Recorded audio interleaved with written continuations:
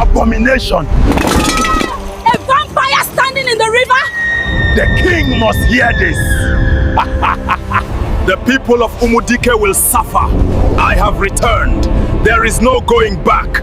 I will destroy everyone. Your queen of story is here to give you another wonderful story. Grab your popcorn as we watch this breathtaking story. I welcome you all the way from Facebook. Let's go. In a calm but peaceful village of Umudike, everyone lived happily. Farmers went to their farms every morning. Women went to the market to sell their goods. Children went to the river to swim. Mothers washed their clothes. Hunters went to the forest to hunt.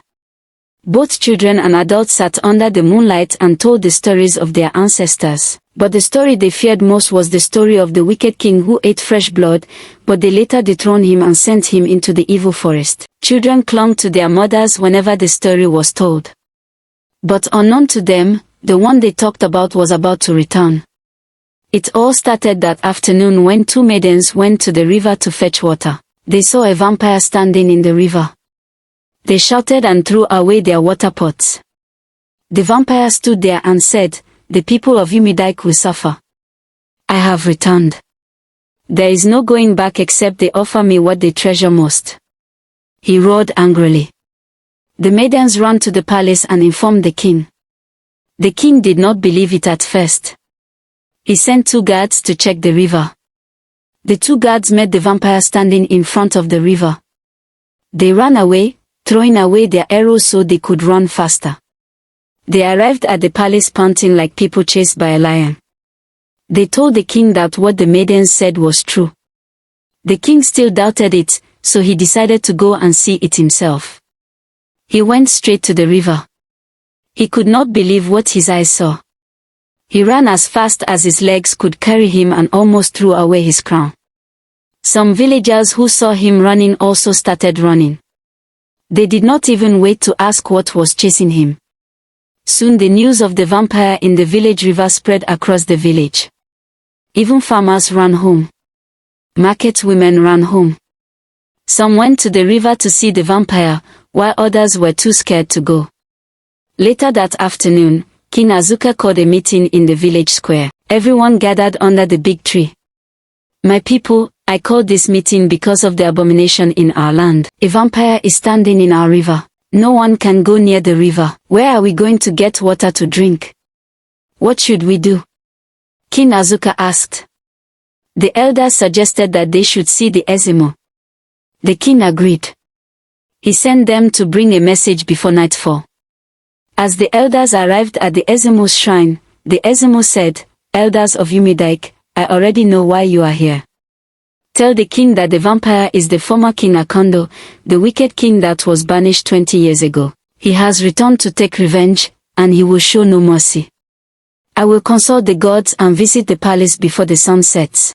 The elders returned to the palace and told the king everything. The king felt a little relieved, thinking the Ezimo would provide a solution. The villagers whispered among themselves, "What calamity has fallen on us? How will we drink water? We are no longer safe. How can a vampire stand in the river and we will be running?" Chizara, the only child of late Maizi Okeke, said, "I am going to that river to fetch water." She took her water pot and started walking to the river. Her mother and some villagers tried to stop her, but she refused. When she reached the river, she stood there looking at the vampire. "You cannot stop me from fetching water. Go back to where you came from," Chizara said. The vampire attacked her and sank his long teeth into her neck. She died.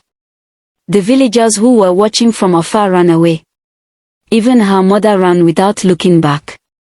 When the king heard it, he was too afraid to send anyone to carry her body. He walked around in fear. What kind of calamity is this? My people cannot drink water. Have the gods turned their backs on us? Before sunset, the Ezemo arrived. My king, the gods say you must go and ask him what he wants so he will leave. You must go alone. No crown, no guards. The king gathered courage and went to the river. As he knelt down, he said, Akondo, it has been 20 years since you were banished. What do you want so you will leave? The vampire replied, sacrifice your only son or sacrifice yourself. Only then will I live. The king ran away. When the news spread, some people said the king should sacrifice himself. Others said he should sacrifice his only son. But the king was not ready to give his life or his child's life. The Ezemo warned that many calamities would come. 2 days later, things became worse. Farmers could not go to their farms. Women could not go to the market. Hunters could not go to the forest. The vampire attacked people everywhere. He killed many, and no one could carry the bodies. Children cried from hunger and thirst. The people cried to their gods, but it was as if the gods had turned away. The king called the police. On their way, the vampire attacked them. He killed one officer, and the rest ran away. They called back to say they could not do anything. Thank you for watching. Should the king offer himself, or should he offer the prince, his only child, to save the land? Your comment matters. Please share your thoughts.